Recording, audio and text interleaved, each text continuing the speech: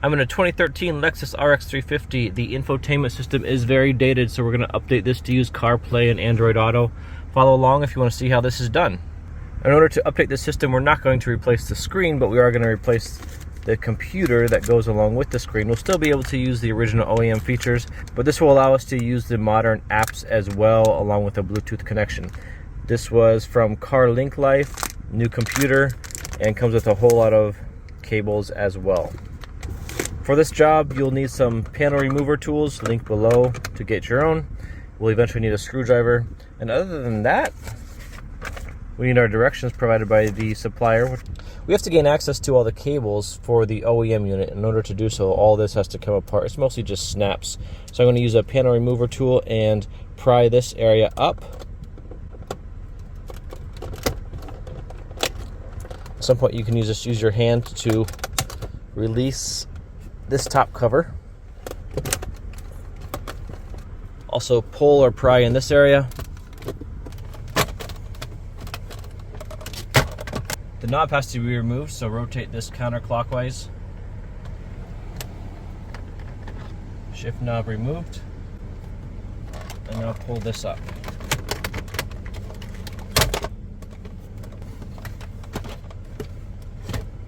So now we have a lot of cables exposed. Go ahead and pull off these connectors. Most of these connectors you're going to need to pinch and pull. There's quite a few of them down here. With the panel remover tool, pull this guy off. The center console unit can now be set aside. Remove this panel by pulling at it. A few 10mm bolts must now be removed, so we're going to use a socket set. The first bolt is in this area here. And looking through this hole, you can actually see two bolts. One is more in this direction, the other was up in this direction. We're going to start with this guy. I'm using a magnetic socket so that I don't lose this bolt once it's removed.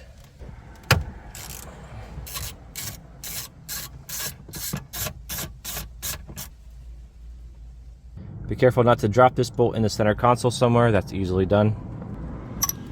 And now remove the second bolt in the same opening.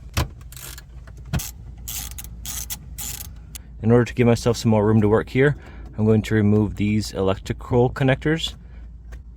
Pinch and pull these out. In this opening up here, there are two bolts. One's in a really weird orientation. It's difficult to see, but I'm going to remove that one now. The second bolt on the driver's side is also kind of hidden and in a bit of a different orientation.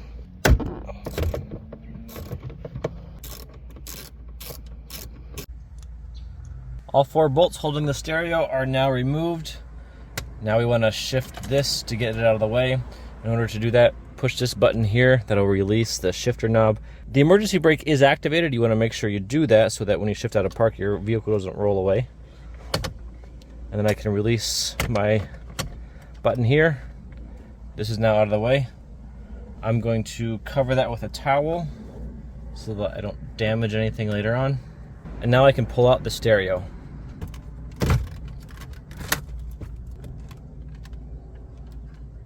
And you can now see the back side of the stereo. It's a little intimidating seeing all these wires. This is our box of new cables. This is the main harness. And then some of the peripheral cables. This looks to be like a Bluetooth antenna. So to begin connecting our new cables, let's remove the original. Pinch and pull to remove these connectors. This one's a little bit different. I'm going to use a panel remover tool, pry up this little clip, and that allows me to remove this connector, and pinch and pull for all of these connectors. These connectors are color and or shape coded, so don't worry about mixing them up later. It's not really an issue. This part still looks intimidating, but it's really not that bad. All my original cables are removed. I need to now install my new harnesses. Really, it's a matter of just finding the one that fits the back of the OEM stereo, plugging those connectors in, and then the opposite end of the cable just connects to the original plug from the vehicle, like so. So that was my main connection. I need to do the same for the rest of the plugs. For example, my new harness has this plug. It fits into this area, this port, so I'm just gonna plug it in. And then the opposite end of this new harness receives the original plug from the vehicle, so I'll find one that fits. I think this is it. There we go. And from here, the original connectors can be plugged back into their appropriate connector on the original stereo. Blue goes with blue, and then from here, just find the corresponding connector that fits. On our new wiring harness, all the short cables are now connected to the back end of the stereo. The longer cables now have to connect elsewhere. This bigger connector connects to our new computer, so that's the only plug that fits this connector. Plug that in, and then these connect to new cables. Just match blue with blue. New purple cable to the purple port. By the way, all this will have to be likely rerouted a little bit later, especially this bigger cable. This cable has to go down to wherever this is going to ultimately live. But I just want to put things together and try it out before I go place it in the permanent location. This is the Bluetooth antenna. Plug that into your new computer here. These new cables, there's a lot of peripheral cables, maybe not all of them needed. Plug into the computer here.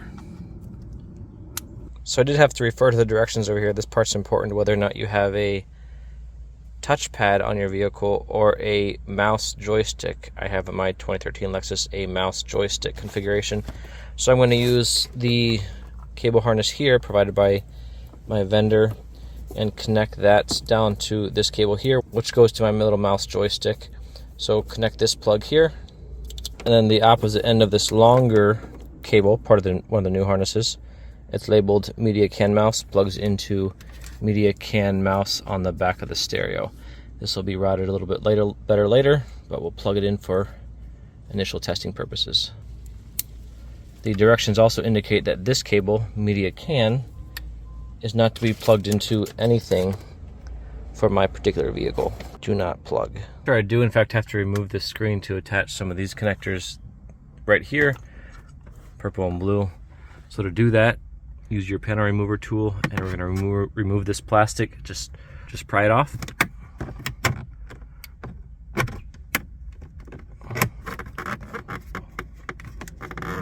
There we go. With a Phillips head screwdriver, you remove 3 screws, 1, 2, 3, to pull out this screen.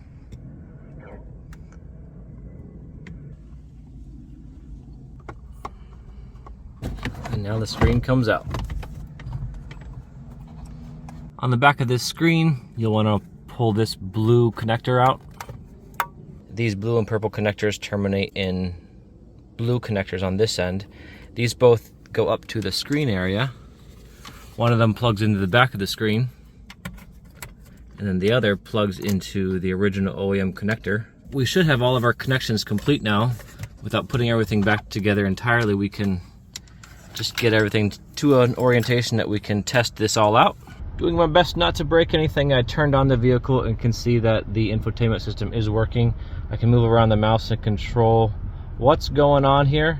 So we can work at rerouting the cables and making this thing fully functional. With everything proven to work, we just have to reroute our cables and reassemble. So these cables all need to be routed back behind the panels here and the brackets.